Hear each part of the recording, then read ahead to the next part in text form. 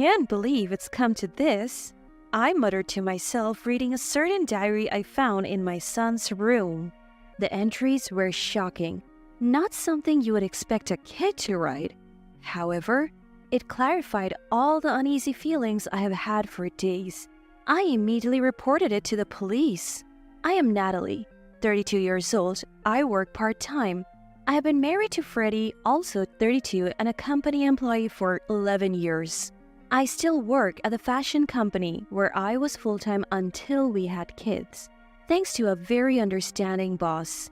Our son Joseph turns 10 this year, and we're starting to think about buying a house to set up a room for him for the future. But Freddie's attitude towards me and Joseph started changing. Joseph loves studying and gets high praise from his teachers for his grades.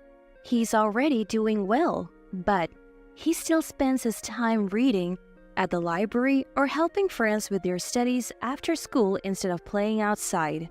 Once Joseph got a couple years into elementary school, Freddie started saying, "Kids should be playing outside. No need to study. They should be building strong bodies." He would send Joseph to the park in the cold without a jacket, or take away his books saying, "Too much reading will fill your head with weird ideas."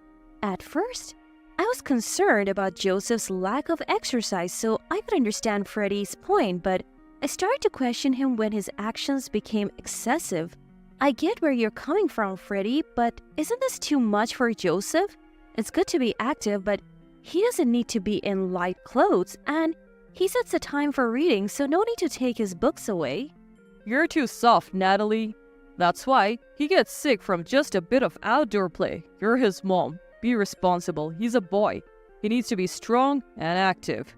Conversations about our son Joseph always ended in a stalemate, leaving me pondering what to do next. Whenever Freddie had a day off and wanted to take Joseph out, I made sure to go along.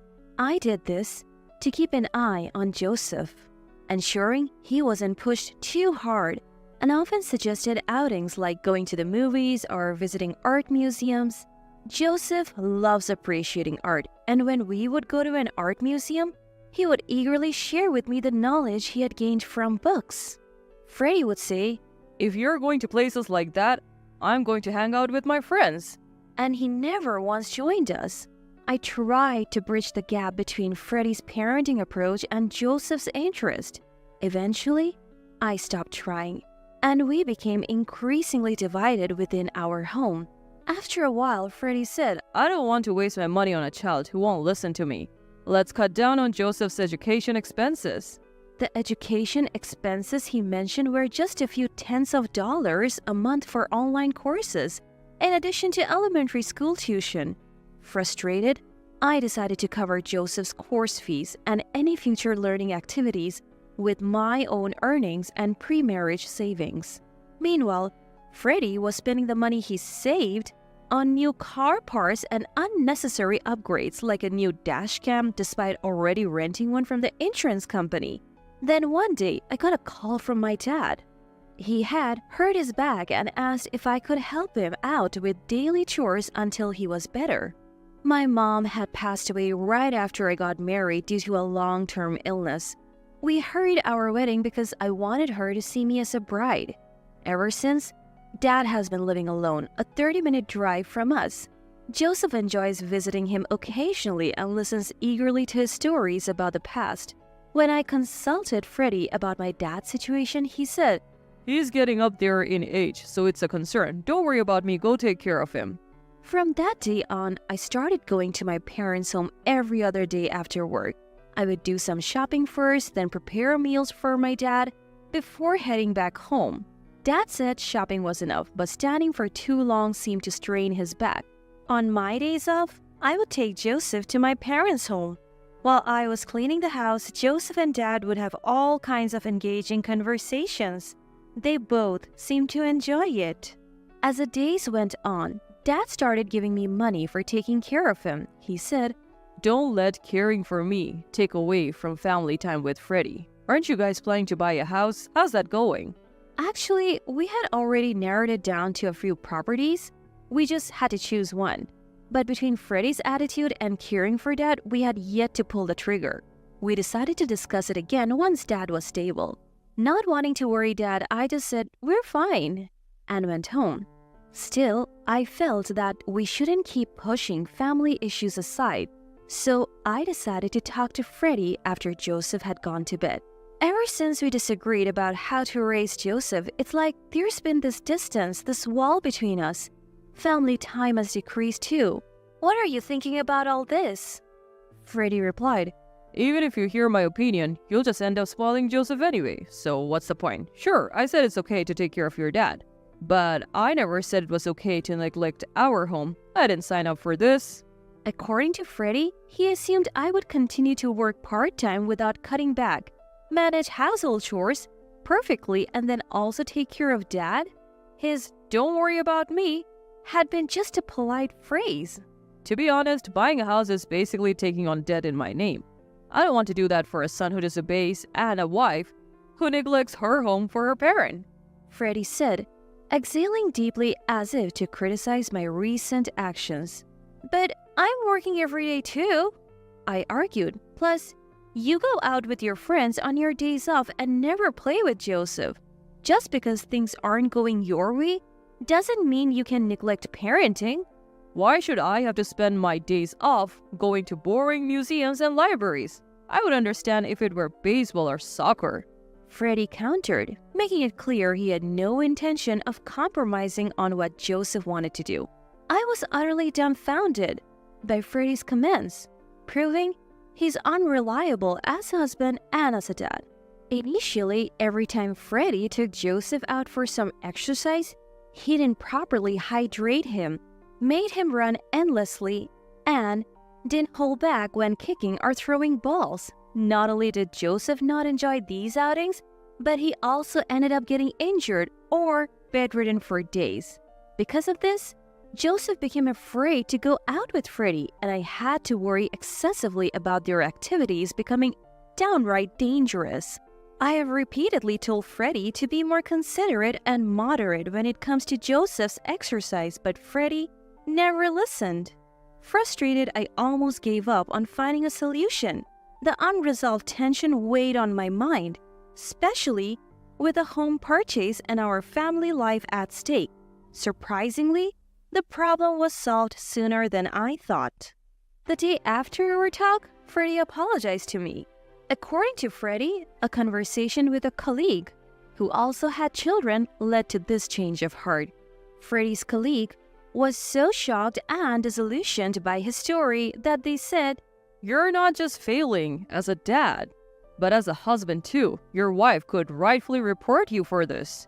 Feeling grateful to Freddie's colleague, I accepted his apology in hopes of improving our family relationship. After that, my dad's back condition improved, allowing him to go back to his routine. I decreased the frequency of my visits to my parents' house, allowing us to spend more quality time as a family. Things were also going smoothly with the house purchase. We were just waiting for the mortgage approval. We were looking at a newly built house close enough to both our workplaces and without the need for Joseph to change schools. As the house purchase loomed closer, Freddie began working overtime more frequently and I increased my part-time hours.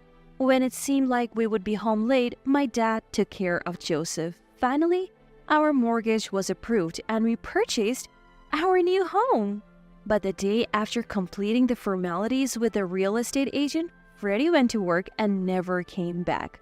I contacted everyone I could think of and even the police, but Freddie's whereabouts remained a mystery, leading to some unsettling days. Due to Freddie's disappearance and the instability it brought, we had to reconsider buying the house. Fortunately, our real estate agent was understanding, and the property was popular enough that we could easily cancel the contract. About a week after Freddie vanished, while looking for clues, I found a notebook in Joseph's room. Rather than merely finding it, Joseph had deliberately left the notebook on his study desk with a sticky note that read, "I'm sorry for keeping quiet all this time." Opening the notebook, I discovered it was a diary that Joseph had kept for about 2 years since he was 8. I felt a chill reading it. The diary began with an account of seeing Freddie walking with a woman I didn't know, spotted on the way back from the library. Freddie and this woman seemed like a couple from a romance drama it read. Could she be a special friend besides Mom? The diary wondered. At 8 years old, the concept of cheating seemed unknown. However, things took a turn when Joseph bumped into Freddie and this woman walking together. Freddie began to threaten Joseph, saying he would kick him out if he told me about this woman. Joseph realized that Freddie and this woman had a suspicious relationship. Ever since Joseph understood that their relationship resembled the cheating he had seen in dramas, his diary was filled with guilt for keeping this from me. Worse, while I was away visiting my parents, Freddie had kicked Joseph out of the house and invited this woman in. Joseph was keen to accompany me not just because he enjoyed talking to Grandpa, but primarily to escape Freddie. As a recent entry showed, Freddie's behavior towards Joseph seemed to worsen day by day. Furthermore, it contained threats like, If we move out, you won't see your beloved grandpa much. If you don't listen to me, I'll kick you and Natalie out. Then, Natalie might abandon you for making her lose her dad. By this point, I was trembling with anger at Freddie's actions and filled with shame for hurting Joseph without even realizing it. But the diary had even more shocking content in the last few days. If Grandpa gets hurt, Natalie will have to leave the house to take care of him. And you will even get some money. So it would be good if Grandpa gets hurt again. You should make Grandpa get hurt. It said it went as far as telling Joseph to push Grandpa or drop something heavy on his foot. The last page read, Dad said that if Grandpa's house caught fire, we would get money. Then we could build a more luxurious new house.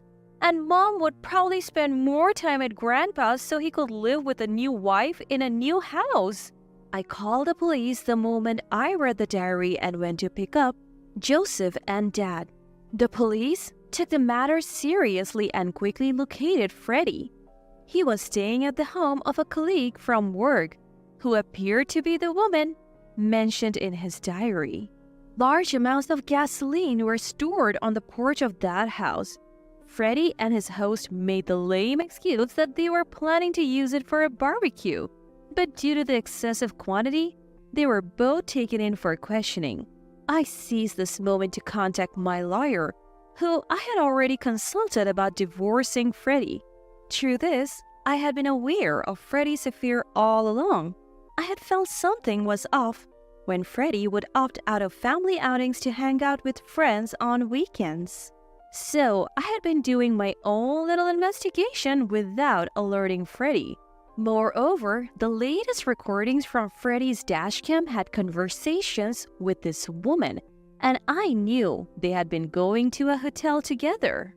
The day Freddie had apologized saying he had been told off by a colleague for being inappropriate, he had actually been asked by his mistress to break up because "You don't seem like you would be a good dad if we had a child." I had reserved destroying our family by revealing Freddie's affair, especially after seeing he was breaking up with his mistress on the dashcam footage. I thought I would keep it to myself and give us another shot, but my decision put Joseph in agony and could have led to a catastrophe. Physically and emotionally drained, I steeled myself for the tough decisions ahead. When Freddie returned from the police station, he apologized profusely, saying, I felt enormous pressure financially, especially after buying the house. And I just ran away. The person who sheltered me was just a colleague, nothing more. I swear. Freddie seemed to think I was unaware of his affair at that point. I immediately contacted a lawyer and took Freddie to the law firm. When I mentioned his affair and demanded a divorce, he tried to shift the blame onto Joseph. Joseph told you, didn't he? He hates me and wants us to divorce. But he was left speechless when I presented evidence. After the lawyer finished explaining everything, saying, We will be contacting your affair partner for compensation later. Please cooperate. Freddie suddenly stood up. He lifted his chair and hurled it towards me. I narrowly dodged it. Stunned, I listened as Freddie yelled at me.